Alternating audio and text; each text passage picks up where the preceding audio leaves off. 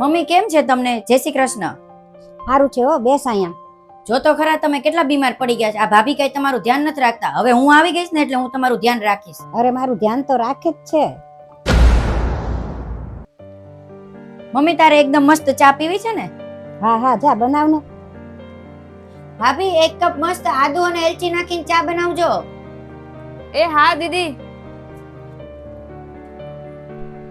લ્યો દીદી. આલે મમ્મી. ભાભી આ જો તો કેટલા માખી મચ્છર થઈ ગયા છે. એક ફિનાઇલ નું પોતું માર દો ને. હા વાંધો નહીં. અને ભાભી બપોરે છે ને મમ્મી હાટુ ગરમ ગરમ શીરો બનાવી દેજો. હા વાંધો નહીં દીદી. હું અહીંયા કામ કરવા આવી છું કે મારી વહુ ઉપર ઓર્ડર કરવા? એક કામ કર, તું તારા ઘરે વઈ જા. મારી વહુ જ મારું ધ્યાન રાખશે. જા તું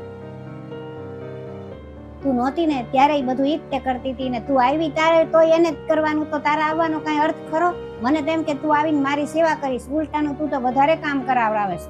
જા તું, મારે કઈ કામ નથી.